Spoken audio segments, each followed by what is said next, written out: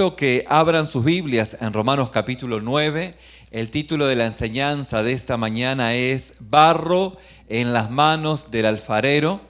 Pero antes de llegar a este tema, quisiera leerles en Eclesiastés capítulo 3, versículo 15. Dice el escritor de Eclesiastés: aquello que fue ya es, y lo que ha de ser fue ya. En otras palabras, podemos decir que la realidad no tiene reversas. La realidad no tiene reversa. Cuando estamos en una instancia a la que usted está viviendo o pudiera vivir como consecuencia de acciones, de decisiones, en un sentido no muy afortunadas, es algo que ya está pues así. No hay marcha atrás, no tiene reversa, lamentablemente hablando. Y esto es lo que el escritor de Eclesiastés nos está mostrando. Aquello que fue, ya es. Y lo que ha de ser, pues, fue ya, ¿no es cierto? Con esta idea en nuestra mente y corazón, vamos a Romanos entonces capítulo 9, donde el apóstol Pablo en el versículo 19 nos dice de esta manera: pero me dirás, justamente usted sabe, estamos en este capítulo donde el apóstol Pablo está, digamos, adelantándose a cualquier pregunta, o mejor dicho, no cualquier pregunta, sino a las preguntas que sus congéneres, coterráneos, sus parientes judíos estarían planteándose en cuanto a la salvación y en cuanto a la dirección de Dios para salvación a través del pueblo de Israel, instancia en la cual no se cumplió a primera fase en cuanto se podía ver en términos así generales. Entonces el apóstol Pablo en esta situación dice: pero me dirás, ¿por qué pues inculpa? ¿Por qué quién ha resistido a su voluntad?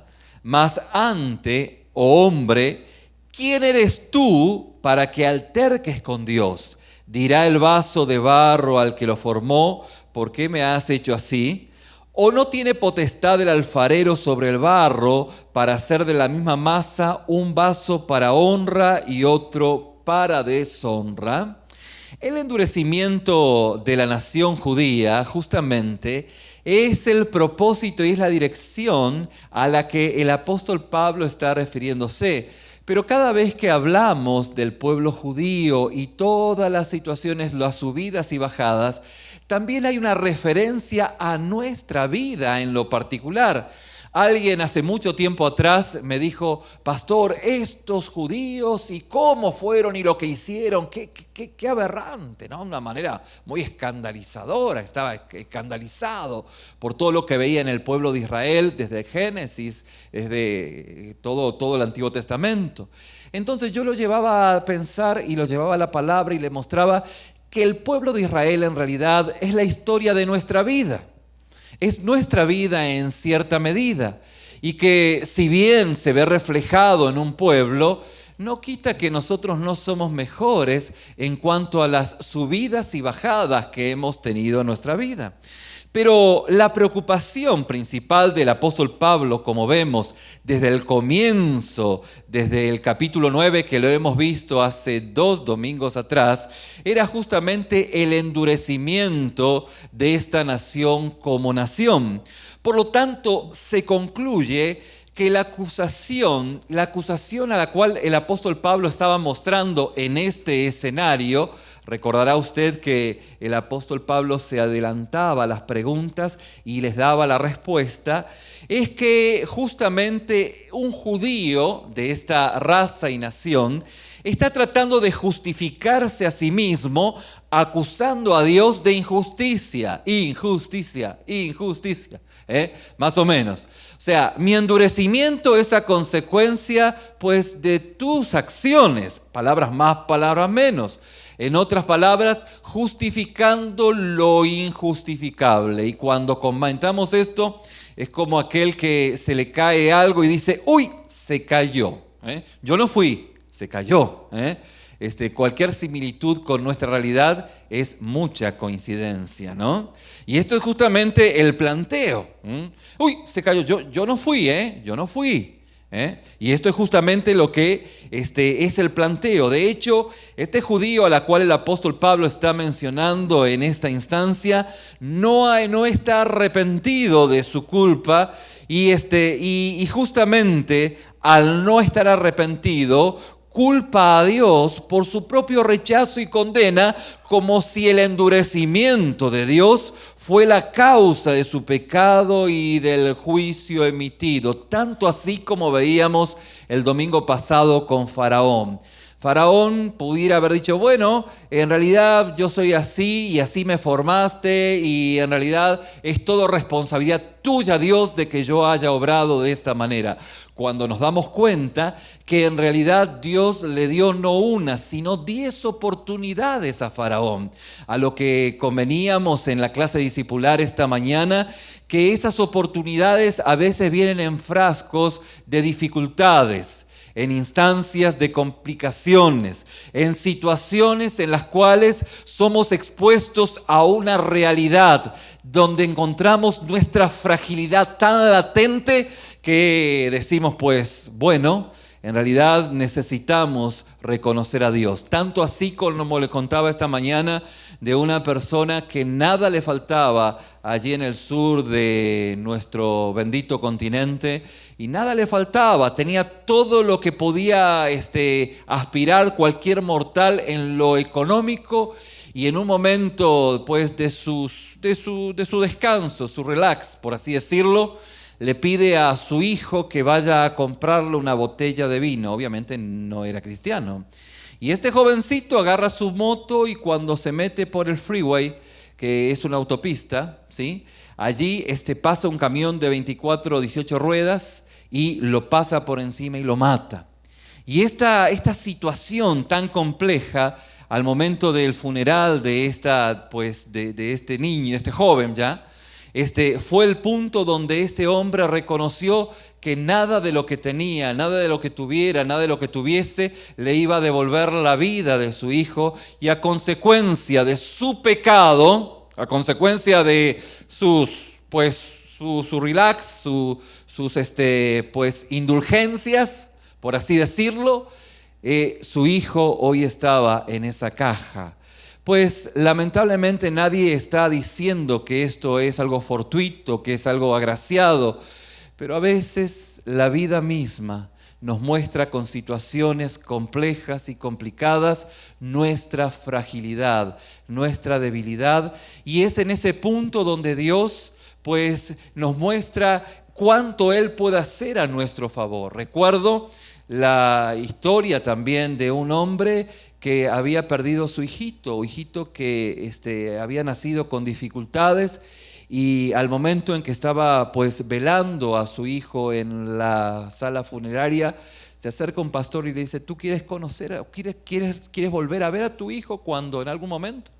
Y justamente el padre, como cualquier padre, dice, sí, claro que sí, pero fue el punto para que este hombre pudiera volverse a Cristo y Dios se valió de estas situaciones. Obviamente que estas son extremas, pero no tuvieran que llegar a ser extremas para que nosotros pudiéramos reconocer que Dios está tratando con nuestra vida para hacernos volver. De hecho, tal vez ha sido la experiencia del 99% de gente que está en este auditorio. Pudiera haber sido de esta manera, y no me cabe lugar a duda que ha sido en algunos casos de esta manera, con diferentes situaciones. Por eso es que vemos de que Dios le había dado la oportunidad, diga conmigo oportunidad, a Faraón. Dios le dio la oportunidad. Y el endurecimiento vino luego de haber rechazado dicha oportunidad.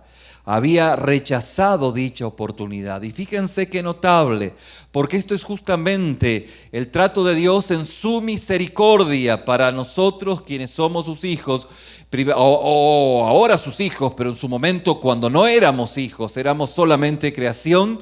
Y en algún punto, en algún momento nos hemos dado cuenta qué grande que ha sido su misericordia y nos hemos vuelto hacia Dios. Hemos mirado hacia atrás y nos hemos dado cuenta que hubo pura devastación, que en la realidad que vivimos no hay marcha atrás, no hay vuelta atrás. Pero ¿saben qué?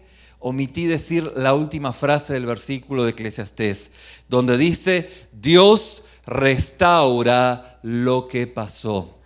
Aunque la realidad no tiene reversa. Dice la palabra que Dios restaura lo que pasó. Sin lugar a duda pueden haber cicatrices, pero no heridas sangrantes. Y esta es la experiencia de aquellos quienes se han encontrado con el Señor. Pero lo cierto es que la realidad no tiene marcha atrás. Aquel que juega con fuego, en algún momento se quema. Aquel jovencito, aquella jovencita que está viviendo en adulterio, en fornicación, hay situaciones a las cuales no se puede volver atrás. Si usted toma un poco las cosas de Dios, las condiciones y las consecuencias de dicha acción no tienen reversa, no tienen reversa. Esto me hace acordar a un amigo que vive en Inglaterra y que se acostó un día antes de sus elecciones en su bendito país y al otro día cuando se levantó con el Brexit, ¿sí? Y decía, yo creí que iba a ganar el sí, pero ganó el no. O algo así ganó, ¿no es cierto? Si no, busque ahí en CNN la historia de Inglaterra. Pero por más que quisiera, no, ya no tiene reversa. No hay reversa. Y esto, llevándolo a todos los ámbitos de la vida, esto es así. Ahora, sobre esa realidad es donde Dios empieza a trabajar y tratar en nuestras vidas. Obviamente, como siempre lo decimos, usted no viene a perder el tiempo, yo no vengo a entretenerle ni contarle una historia de hadas, sino lo que dice la palabra de Dios. Por eso, Pablo cita del Antiguo Testamento 2 pasajes para hacer referencia a este trato de Dios con el barro, ¿sí? El primero está en Isaías capítulo 45, verso 9. Y dice el escritor Isaías, ¿qué aflicción espera a los que discuten con su Creador? Obviamente haciendo un planteo de que no hay sabiduría, hay necedad en discutir con Dios. Dios no trae sugerencias, Él emite órdenes. ¿Qué es lo que Dios hace? Emite órdenes.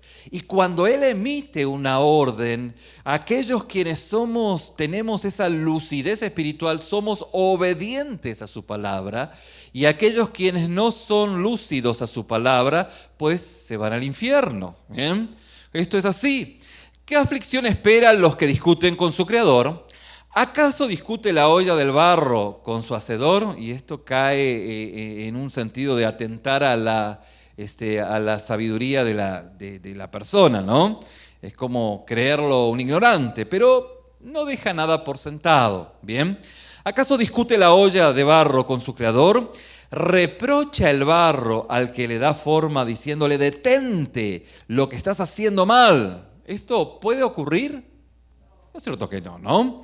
¿La puede exclamar la olla? ¡Qué torpe eres! Bueno, si es una olla inteligente, por ahí sí, ¿no? Pero fíjense que hasta ni Siri o cualquier navegador inteligente no nos insulta, al menos hasta ahora, ¿no? Pero el escritor de Isaías dice, ¿puede la olla exclamar que está mal? No, ¿qué torpe eres? Claro que no, ¿bien?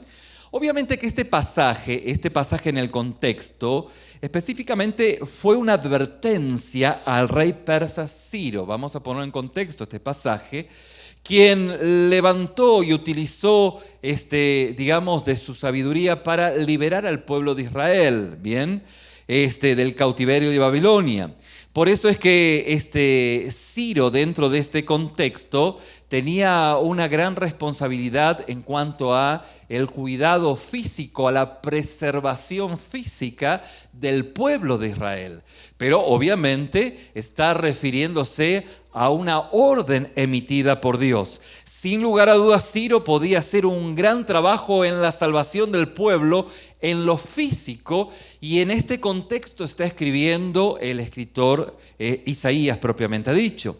La segunda cita se cita en Jeremías, capítulo 18. El apóstol Pablo toma estos 2 pasajes como referencia para poder dar esta explicación saludable de una explicación sabia que nos ayuda a entender el propósito por el cual el apóstol Pablo está escribiendo de esta manera a un pueblo, a una raza, a nosotros mismos, que sin querer queriendo siempre omitimos nuestra responsabilidad y le culpamos a quién sabe quién por aquello que nos está ocurriendo.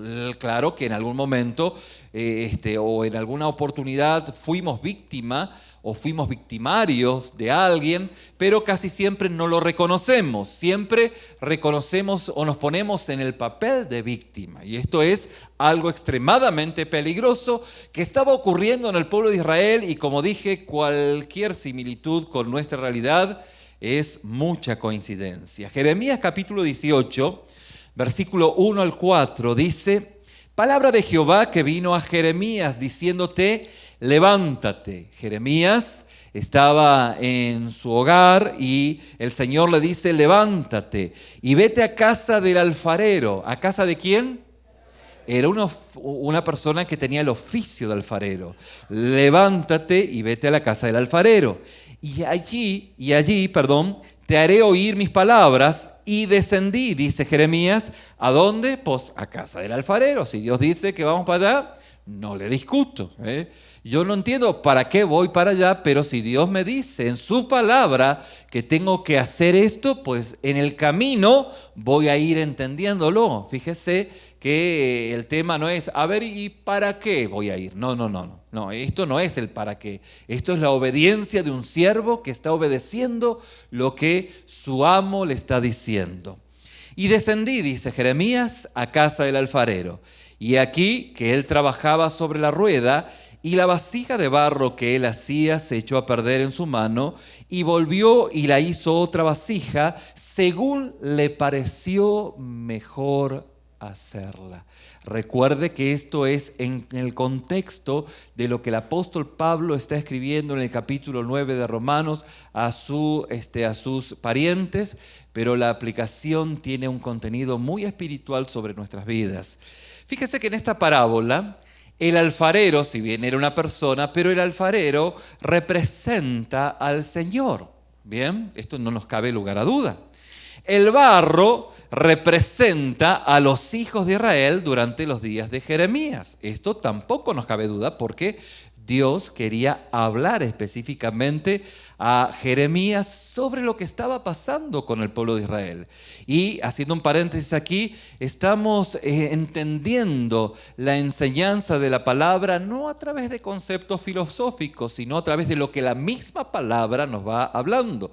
Y como el apóstol Pablo, bien digo, toma desde el Antiguo Testamento, desde ahí tenemos o hacia ahí tenemos que llegar y desde ahí tenemos que entender lo que el Señor está hablándonos a través de Romanos capítulo 9.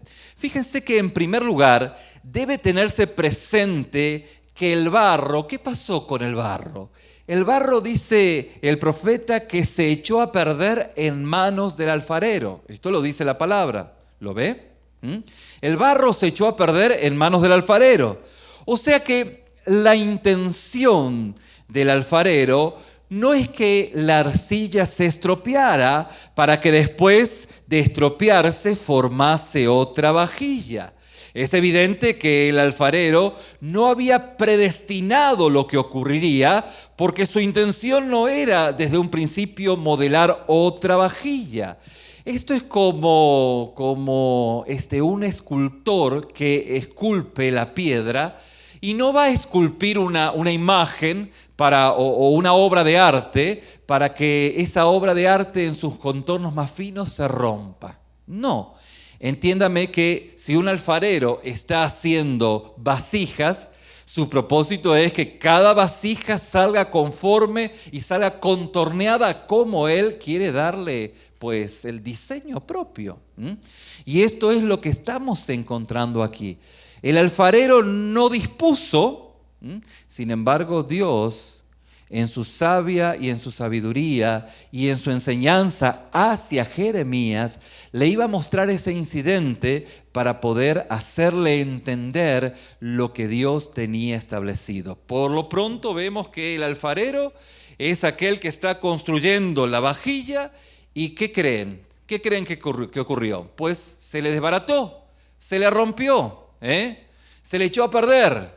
Entonces, si se le echó a perder una vajilla, ni modo que podía reconstruirla. El tema era que si se rompió la primera, pues ni modo, vamos a hacer la segunda, ¿bien? Por eso podemos entender que él no tenía la intención de formar otra vajilla, pero ni modo, ¿bien? La primera se malogró, pues vamos a hacer, o sea, ¿para qué estamos acá? ¿Para qué está el alfarero? Pues para hacer vajillas, De eso seguramente vivía. Y así que Jeremías es escuchado o es entendido en esa voz audible del Señor en ese entorno, diciéndole desde el versículo 5 en adelante del capítulo 8 de Jeremías. Entonces vino a mí palabra de Jehová diciendo, esto fue lo que ocurrió, lo que vio, y dijo, mi estimado, mi querido, ¿no podré yo hacer de vosotros como este alfarero, oh casa de Israel, dice Jehová?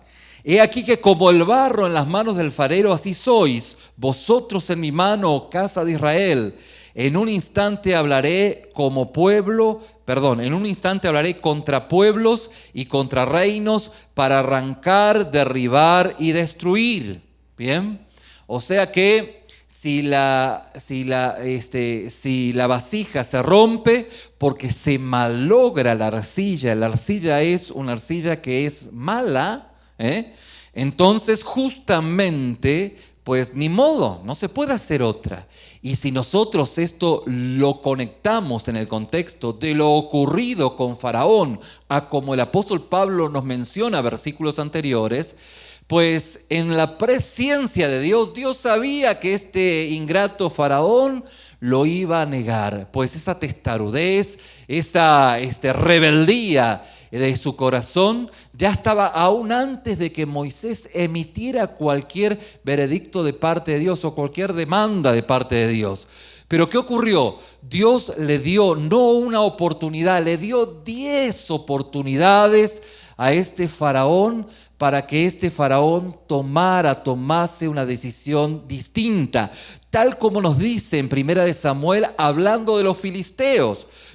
Los filisteos, recordaron todo lo que cómo le había ido en feria a Faraón y dijeron, pues no, así a nosotros no nos va a ir, porque entendemos claramente cómo Dios obra con un corazón totalmente endurecido, lleno de orgullo y soberbio. Dios lo mira de lejos.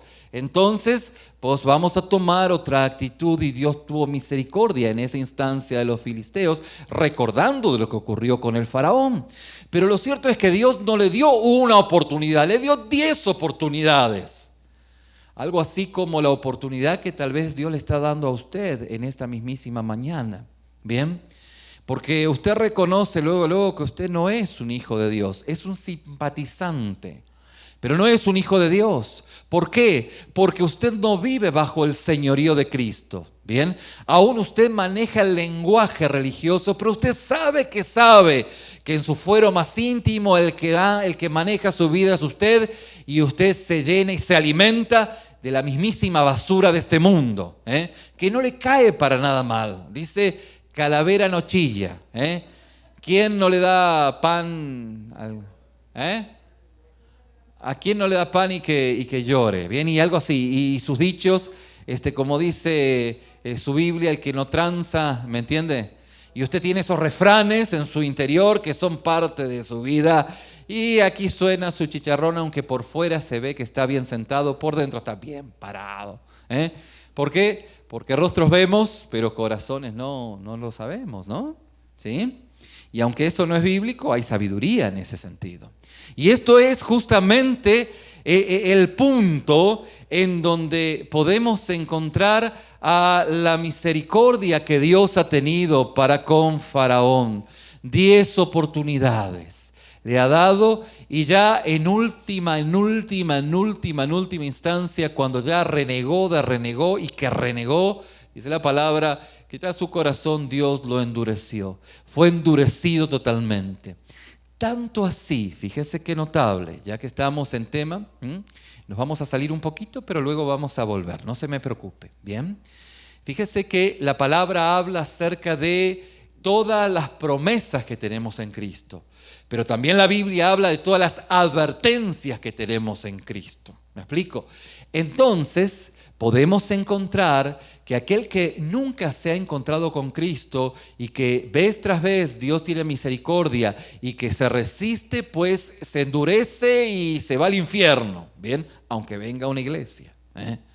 Pero fíjese que esto también aplica a aquel que es un hijo de Dios en otro contexto, en el que no es obediente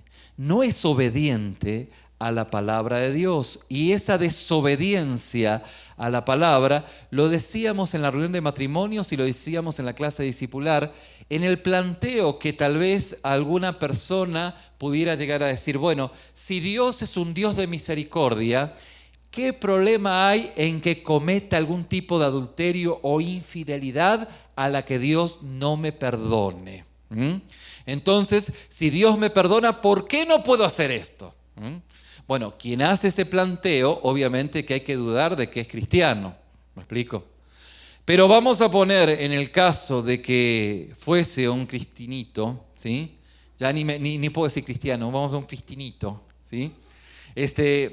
Fíjese que la respuesta que usted le pudiera decir lo siguiente: mira, camina bajo tu propio riesgo, porque puede ser que caminando en ese camino Dios no te conceda el poder para que luego te arrepientas. Y no vas a poder arrepentirte, y vas a claudicar en tus delitos y pecados, y vas a abandonar la fe, apostatar de la fe. Aguas con eso. Aguas con eso. Y no estamos diciendo que hemos de perder la salvación. Estamos afirmando de que en aquellas advertencias que Dios te está diciendo, no hay lugar para indulgencias. Y si estás viviendo o tratando de vivir la vida loca total, Dios es rico en misericordia, sí. Dios es misericordia, pero también dice que Dios es fuego consumidor en su justicia. Y esto es parte de aquella visión de cuidar nuestra vida con temor y temblor delante del Señor. Así que no es el tema de decir, bueno, yo soy salvo, bueno, tiro la chancla. No, mi querido, no. La evidencia de que vivís una vida en santidad es justamente, o mejor dicho, la vida en santidad es la evidencia de que genuinamente eres un hijo de Dios. Y convengamos en que nadie puede vivir en santidad si no está viviendo bajo el señorío de Cristo, y Cristo como su Señor y el Espíritu Santo como ese motor que es esa ley de vida que lo levanta a esas alturas a las cuales los estándares de la palabra están determinando. Si no, es morir en el intento. Nadie puede vivir bajo los estándares de Dios si no es a través de la obra del Espíritu Santo, por más conceptos teológicos e inteligencia que tenga o posea. Bien, entonces aguas con esto. Cerramos el paréntesis, volvemos al mensaje. Pero dice la palabra, justamente Jeremías, diciendo, bueno, obviamente que le va a ir como en feria a esta vasija que está justamente dañada, ¿no? Pero, dice Jeremías, si ese pueblo se convirtiere de su maldad contra la cual hablé, yo me arrepentiré. ¿Qué dice? Yo me arrepentiré del mal que había pensado hacerle, y en un instante hablaré de la gente y del reino para edificar y para plantar. Pero si hiciere lo malo delante de mis ojos, no oyendo mi voz, me arrepentiré del bien que había determinado hacerle. Ahora pues, habla luego a todo hombre de Judá y a los moradores de Jerusalén, diciendo, así ha dicho Jehová. Recuerde que estamos en lo que Dios lo mandó a Jeremías a ver al alfarero, y en función de pues lo que ocurrió, ahora le está diciendo lo que ha de ocurrir. Y así ha dicho Jehová, he aquí, yo pongo mal contra vosotros designios, conviértanse ahora cada uno de su mal camino, y mejore sus caminos y sus obras. En otras palabras, Dios proclama su poder al modelar a Israel a su antojo, ¿bien? Al igual que el alfarero lo hizo. Sin embargo, nótese que su moldura no fue independiente de su voluntad. De hecho, fue una consecuencia de ella. Dios prometió cambiar sus planes para esta nación en función del arrepentimiento que esta nación tuviera o tuviese. Y esto es parte de esta verdad espiritual que el apóstol Pablo nos está revelando. Aquí manifiesta Dios claramente la base de su misericordia o también la base de su ira, la humillación y el arrepentimiento. Si este pueblo se humillase y escuchara mi voz y clamase, en otras palabras dice la palabra, yo los oiré desde los cielos y sanaré su tierra. Esto es parte de ese procedimiento, de esa manera en la cual Dios obra, Dios opera, Dios se glorifica. Y como decíamos el domingo pasado y el anterior, es cierto que somos elegidos, hay una elección de parte de Dios, pero la base de esa elección es justamente el encontrar en nosotros estos dos elementos de humildad y arrepentimiento, que es propio de la exposición a nuestro pecado, obra del Espíritu Santo, y decir, pues ya ni modo, Señor, aquí me rindo, hoy me rindo a ti, hoy me rindo a ti. Mi vida pasada ya la dejo, Señor, en tus manos. Y ahí obra una obra de regeneración que solo el Espíritu Santo conoce. La química de Dios no la conocemos, pero las cosas viejas pasan, de aquí en más todas son hechas nuevas. Y hay un cambio de naturaleza. Hay un cambio de naturaleza. Y esa naturaleza vieja pasa como si nunca antes hubiéramos hecho lo que nunca nos olvidamos que hicimos. Pero ya la conciencia queda limpia, nuestro corazón queda limpio. Nuestro recordar lo que hicimos o de dónde Dios nos sacó nos hace ser hombres, mujeres, jóvenes agradecidos, no ingratos. El ingrato es aquel que no se acuerda de nada ni de nadie del favor que le hicieron en su pasado. Y esto es parte de esta experiencia en la cual nosotros nos vemos y nos encontramos, así como el pueblo de Israel. La humildad y el arrepentimiento y la obediencia es justamente esa base en la cual Dios nos elige darnos por misericordia su salvación. Y cuando empieza a operar esta obra de Dios en nuestra vida, justamente, no solo en ese momento, sino que es coincidente en un diario vivir, la humildad y el arrepentimiento como parte del proceso de santificación hasta llegar a la presencia de Dios en gloria. Amén. Y el apóstol Pablo sigue entonces ahondando este principio. Romanos capítulo 9, versículo 22, seguimos leyendo. Dice el apóstol Pablo, ¿y qué? Si Dios, queriendo mostrar su ira y hacer notorio su poder, soportó con mucha paciencia los vasos de ira preparados para destrucción, y para hacer notoria las riquezas de su gloria, las mostró para con los vasos de misericordia que Él preparó de antemano para gloria. Fíjese que Pablo comienza a introducir más directamente su punto. Dios solo preserva o preservó a la nación judía para poder elaborar su plan. Dios se vale aún de situaciones adversas para cumplir sus propósitos, no que la justifica. No estamos justificando, sino que entendemos que Dios, al ser soberano y nosotros al no poder renegar contra Dios, nosotros entendemos lo que el apóstol Pablo en Romanos 8:23 dice, que todas las cosas nos ayudan para bien. No que todas las cosas sean buenas, sino que todas las cosas nos ayudan para bien. Y esto es aquellos que conforme a su propósito hemos sido llamados. Por eso nosotros no renegamos de lo que Dios pone delante nuestro. Lo entendemos que Dios está operando, Dios está trabajando, es parte de sus propósitos y tenemos que apropiar fe para entender, para soberanamente no contaminar nuestro corazón con incredulidad, sino que caminar en medio de toda adversidad sabiendo que Dios está controlando cada uno de los pasos. Y esto es parte de ese entendimiento a la cual la palabra de Dios nos está exponiendo. Por eso entendemos que obviamente que Dios tuvo misericordia con aquellos quienes fueron resistentes a su palabra y que conforme a su presencia Él sabía que Faraón jamás lo iba a recibir, pero no por la ausencia de oportunidad, sino al contrario, por la oportunidad que Dios le dio para arrepentirse.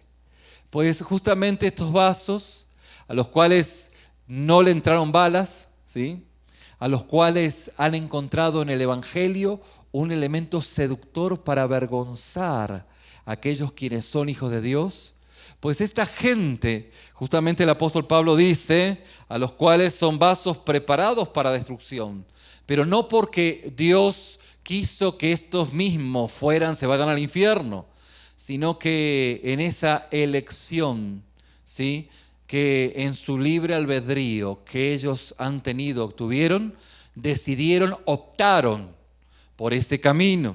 Y esto es parte de lo que el apóstol Pablo está justamente enfocándonos. Y luego sigue en Romanos capítulo 9 del verso 24 en adelante, a los cuales también ha llamado, esto es, a nosotros, no solo los judíos, sino también los gentiles, como también dice en Oseas dice, llamaré pueblo mío al que no era pueblo mío, al que no era mi pueblo, y a la no amada, amada. Y en lugar donde se les dijo, vosotros no sois pueblo mío, allí serán llamados hijos del Dios viviente. También Isaías clama tocante a Israel. Si fuera el número de los hijos de Israel como la arena del mar, tan solo el remanente será salvo, porque el Señor ejecutará su sentencia sobre la tierra en justicia y con prontitud. Y como antes dijo Isaías, si el Señor de los ejércitos no nos hubiera dejado descendencia, como Sodoma habríamos venido a ser, y a Gomorra seríamos semejantes. En otras palabras, Dios en sus propósitos y en sus designios ya estaba diseñando el propósito y el camino para el cual usted y yo, que no somos judíos de raza, pudiéramos tener la salvación de nuestro Señor.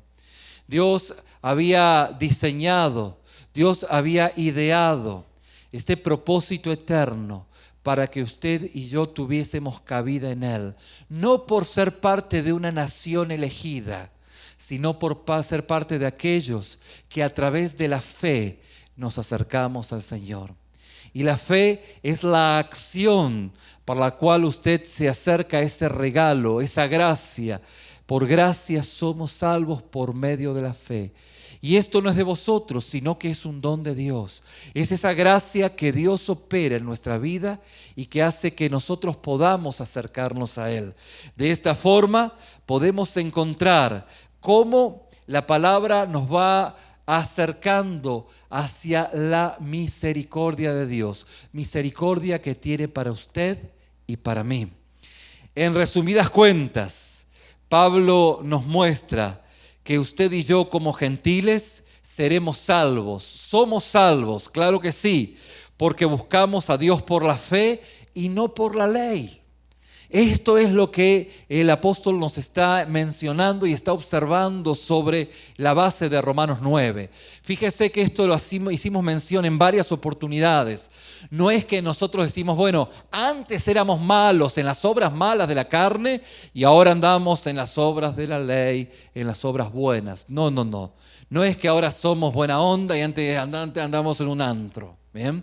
Sino lo que Dios dice en su palabra es que antes sí andábamos en lo malo, pero ahora tenemos el fruto del Espíritu.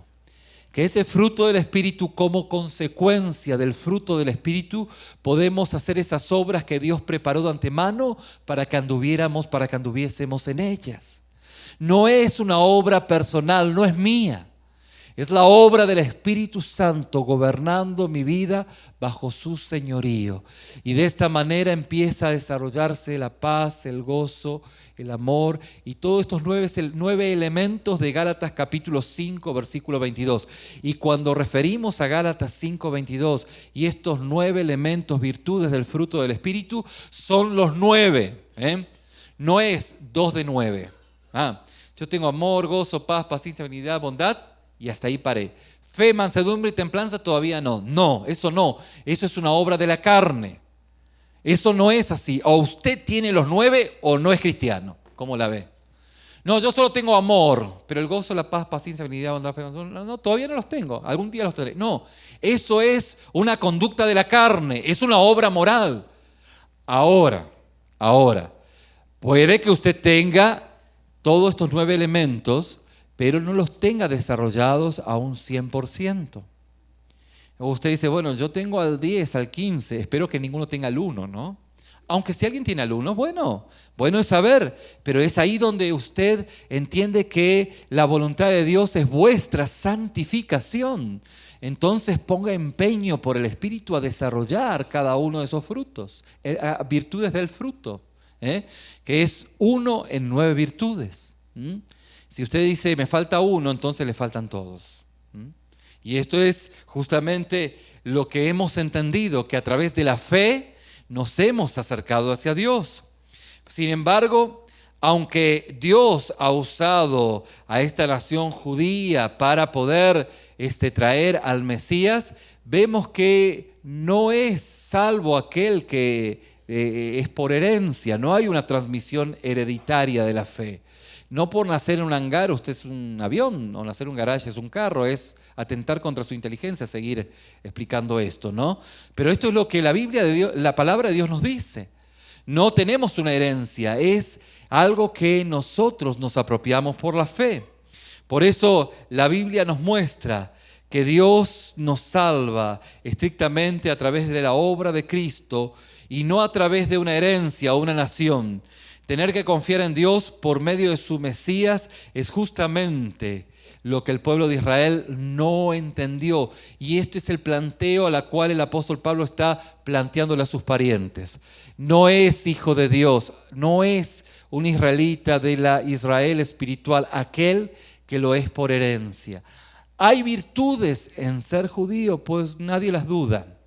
El apóstol Pablo no estaba negando esto, que en algún momento podemos, más adelante lo vamos a explicar. Pero no es eso lo que te hace un hijo de Dios. Es tu comunión irrestricta con el favor de Dios y tu acercamiento a través de la fe.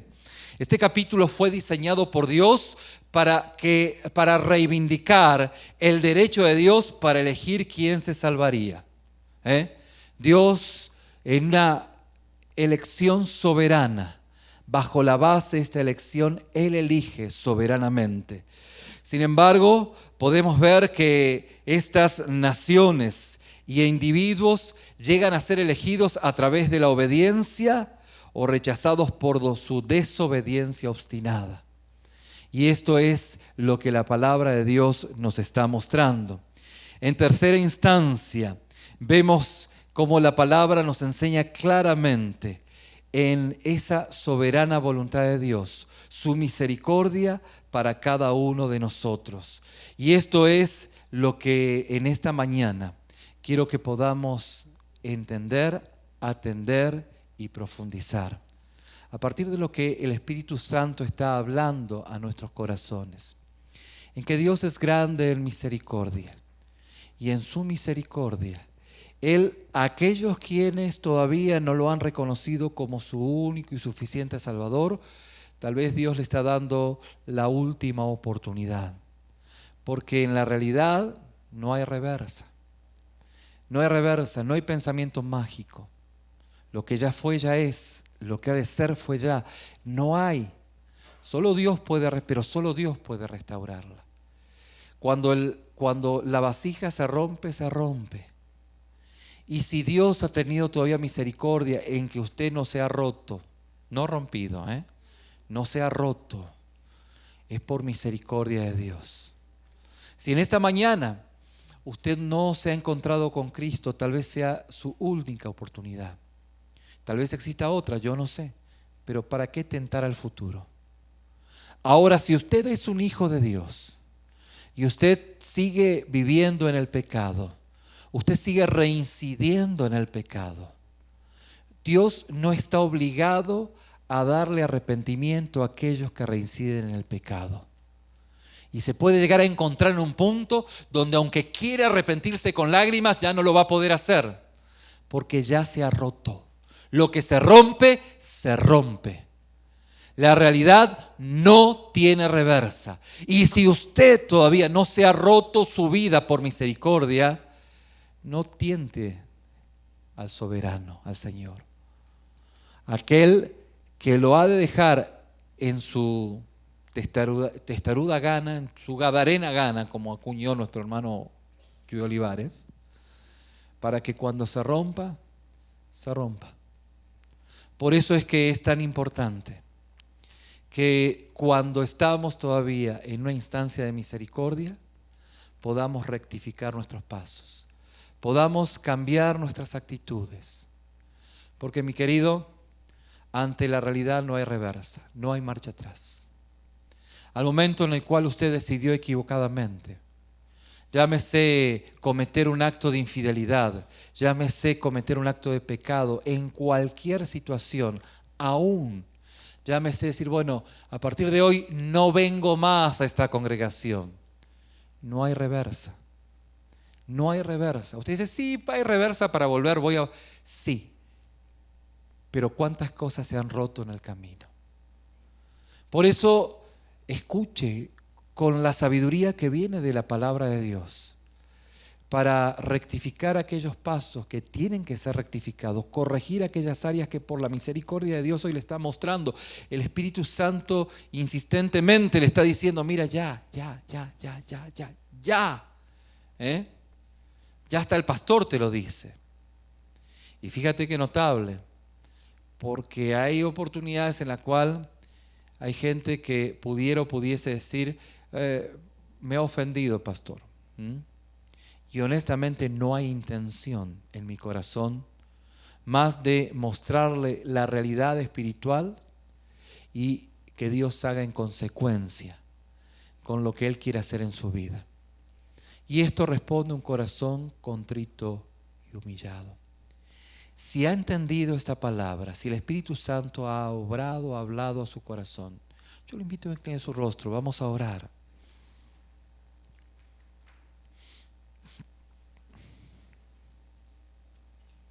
Podemos ver en la palabra que aunque Dios puede endurecer a un individuo, esto solo ocurre después de que ese individuo rechace el mensaje de Dios, rechace la disciplina de Dios y rechace la misericordia de Dios. Si hay alguien en esta mañana que rechaza el mensaje de Dios, que rechaza la disciplina de Dios y la misericordia de Dios, no le quepa lugar a duda que va camino a un corazón endurecido. El mismo sol que derrite el hielo, endurece el cemento.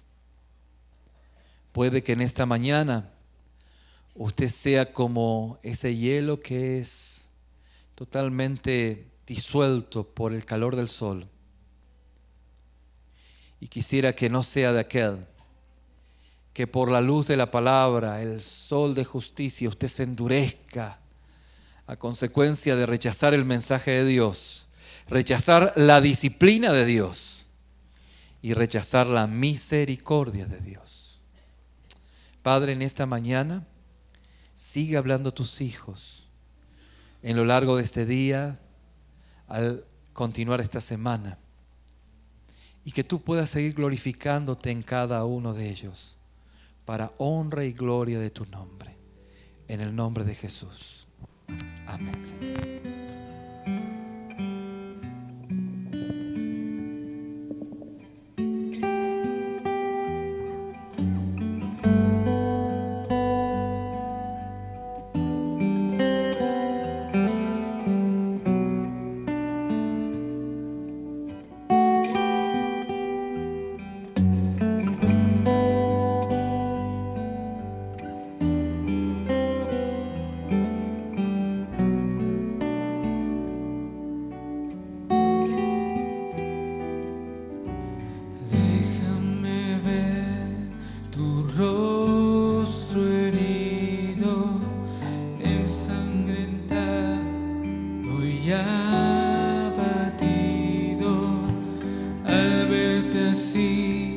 Caigo rendido, puedo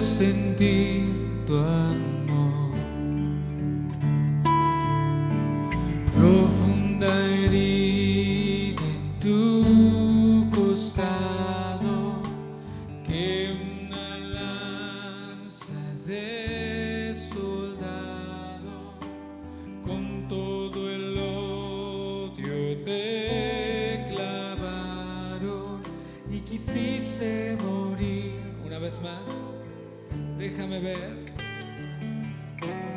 Déjame ver tu rostro herido, ensangrentado y ya. Al verte así, caigo rendido. Puedo sentir tu amor. Profunda herida. Profunda herida en tu costado, y una lanza de soldado, con todo el odio te clavaron y quisiste morir por mí. Gracias, Señor.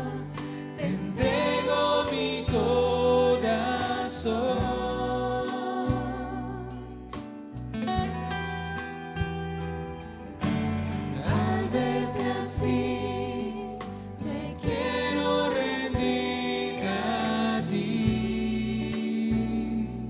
Gracias, Señor. Gracias, Señor. Te entrego mi corazón.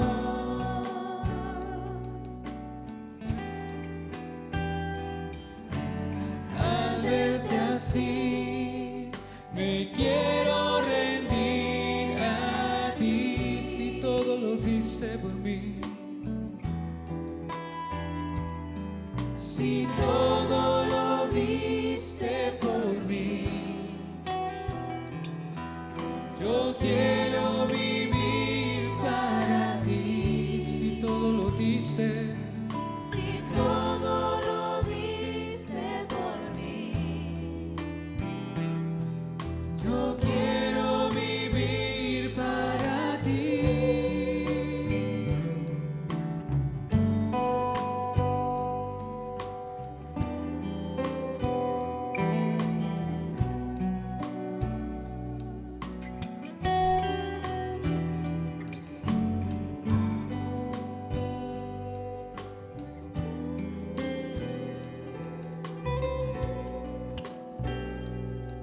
Déjame ver. Déjame ver tu rostro herido, ensangrentado y ya partido. Al verte así, caigo rendido. Puedo sentir tu amor. Profunda herida en tu costado, que una lanza de soldado, con todo el odio te clavaron y quisiste morir por mí. Gracias, Señor. Te entrego mi corazón.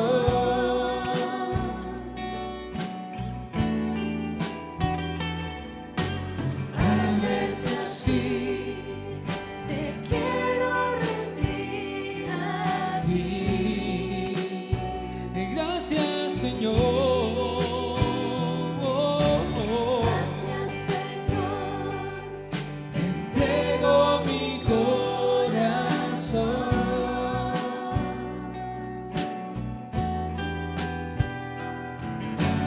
Al verte así, me quiero rendir a ti. Si todo lo diste por mí, si todo lo diste por mí, yo quiero vivir para ti. Si todo lo diste por mí,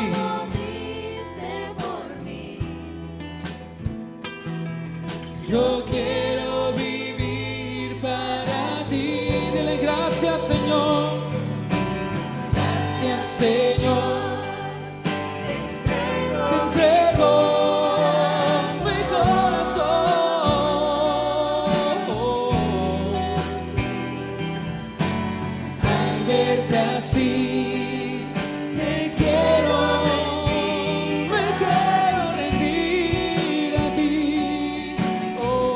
Gracias, Señor. Gracias, Señor. Te entrego mi corazón. Te entrego mi corazón. Al verte así, me quiero rendir a ti. Si todo lo diste por mí. Si todo lo diste por mí, yo quiero vivir para ti. Si todo lo diste por mí, yo quiero vivir. Levanta tus manos, levanta tu voz y dile: si todo lo diste, si todo lo diste.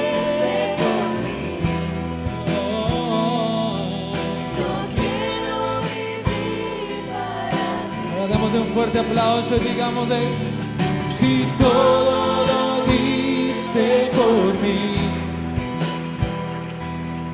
yo quiero vivir para ti.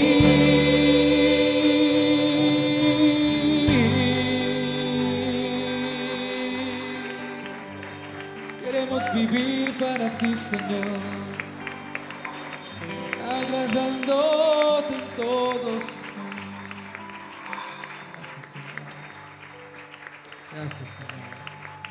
Así queremos vivir, Señor, para ti cada día.